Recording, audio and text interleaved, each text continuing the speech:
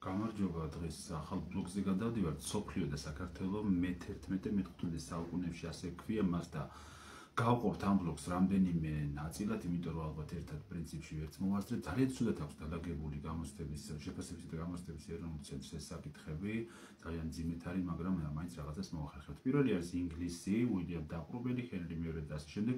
უილიამ დაყრობელზე ვილაპარაკეთ ჩვენ ადრე და ახლა ჰენრი მეორეზე დავიწყოთ, რომელიც ინგლისის მეფე იყო. დავიდან მისი წარმოშობის ადგილი არის ჩრდილო დასავლეთ საფრანგეთი და ის 1150 წლისთვის ხდება ნორმანდიისა და ანჟუს მმართველი. მამის გარდაცვალების შემდეგ ხდება და დაქორწინდა ელეონორა აკვიტანიელზე.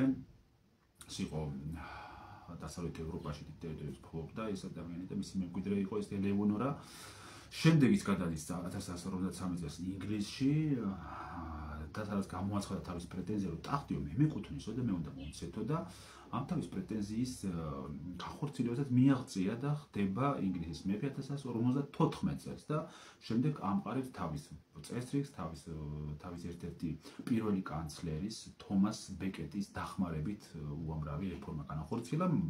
აღნიშნავენ ხოლმე, რომ ის რეფორმები არის სასამართლო სისტემის რეორგანიზაციაო, სისხლის სამართლის კუთხით შედარებული რეფორმები, დააარსა სასამართლოები ინგლისში, მოკლედ და ციხეებიც სასამართლო განიხილავდა ვიღაცის საკითხს, მერე ციხეებს შორის ჩაესვათ.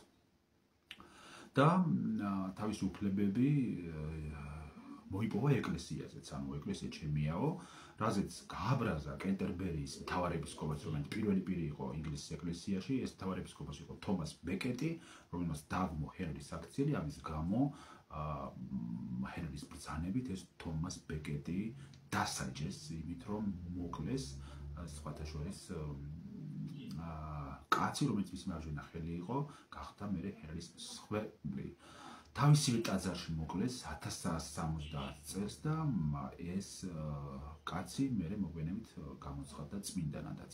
მისი მეფობის პერიოდში ჰენრი ფლობდა საკმაოდ დიდ ტერიტორიებს, ჰენრი მეორე, რომ მინდა გითხრათ, ეს რომელიც გადაჭიმული იყო ირლანდიიდან პირენეებამდე, მთები არის პირენეების მთები და ასე შემდეგ. შემდეგი საკითხი არის თავისუფლების დიდი ქარტია და პარლამენტის შექმნა. 1215 წლისთვის უკვე ინგლისის მეფე იყო ჯონ უმიწაწლო. ეს ჯონ უმიწაწლო იძულებული გახდა დათანხმებოდა ინგლისის დიდებულების მოთხოვნებს, მათ უთხრეს, რომ უნდა შეიზღუდო ბატონო ჯონო, მეფეო ჯონო, თქვენი უფლებებიო და წარუდგინეს მას თავისუფლების დიდი ქარტიის სახელით ცნობილი დოკუმენტი. ამგვარი დოკუმენტს მანამდე მსოფლიო არ იცნობდა, თუ არ ჩავთვლით, რომ ასეთი მოთხოვნა ერთხელ ყუთლუ არსებობენ წაუყენათ თამარ მეფეს.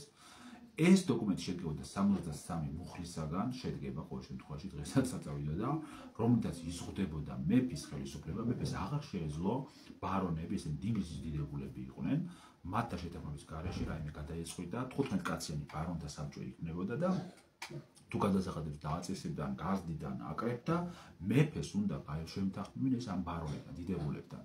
ქარტია იცავდა ამ ბარონების უფლებებს, ვაჭართა უფლებებს, რაინდთა უფლებებს და ინტერესებს.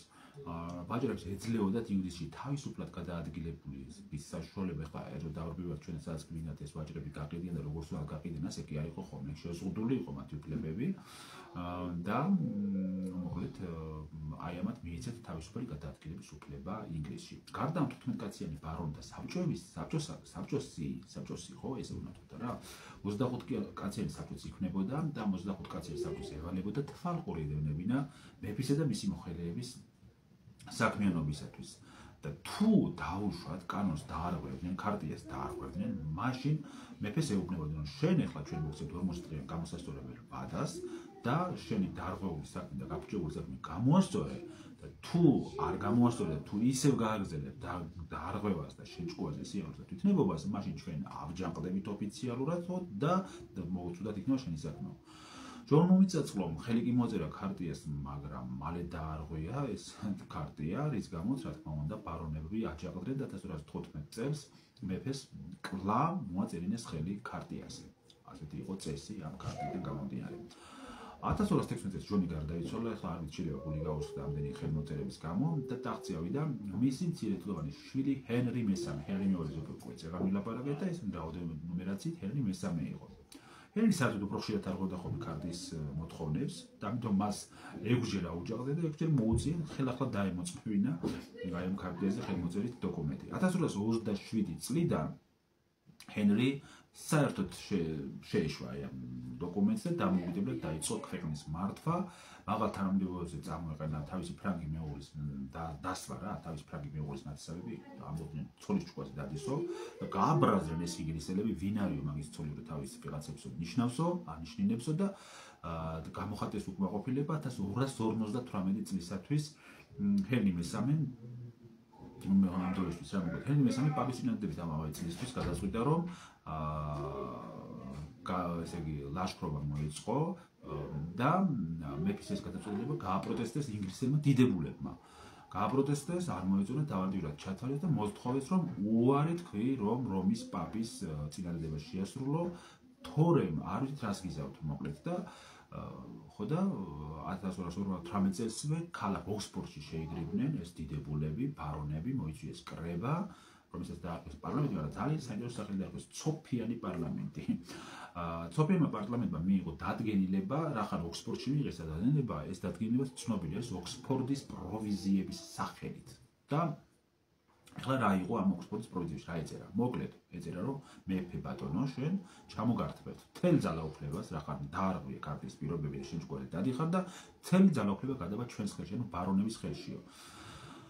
ჰენრი მესამემ თქვა რომ არავით არის ოქსფორდის დადგენილება, მე არ მაინტერესებსო, ბათერად ბაცხადებო, რას ქვია ძალაუფლებას არ დაგითმობთო და გაიზარდა ეს უთანხმოება მეფესა დიდებულებს შორის. მოკლედ ძალიან წავიდა დაპირისპირებაში, არც ერთი მხარე თმობდა, არც მეორე მხარე არ თმობდა. აჯანყებულების ლიდერი გახდა სიმონ დე მონფორი, ერთ-ერთი დიდებული კაცი და მათ ეს ხელმძღვანელობდა მოკლედ. 1264 წელს მეფე დაამარცხა მონფორმა და ციხეში გამოამწყვდია. თუმცა ხო და ამის შემდეგ ინგლისში ორჯერ მოიწვიეს წარმოადგენლობითი კრება პარლამენტი და ასე ეკრება მოკლედ პარლამენტს ინგლისში საფუძველი, ანუ საკანონმდებლო ორგანოს, რომელშიც შედიოდნენ თავიდან ეპისკოპოსები, ბარონები, რაინდები, მოქალაქეები, უბრალოდ მათი წარმომადგენლები, ახლა ყველა კი არ შედიოდა ვინც იყო ეს. ხო და სიმონ დე მონფორის აღზევებამ ინგლისელი დიდებულთა ნაწილში გარკვეული უკმაყოფილება გამოიწვია და ბარონებმა ხელახლა გამოუშვეს მეფე ციხიდან, იფიქრეს რომ ახლა მეფე არ გვინდოდაო და სიმონ დე მონფორიო არანაკლები აღმოჩნდა მეფეზეო. სიმონ დე მონფორსა და სიმონ დე მონფორი უცირესობაში აღმოჩნდა 1265 წლის აგვისტოში ჰენრი მესამე აჯანყებულები დაამარცხა და სიმონ დე მონფორი დაეცა ბრძოლის ველზე.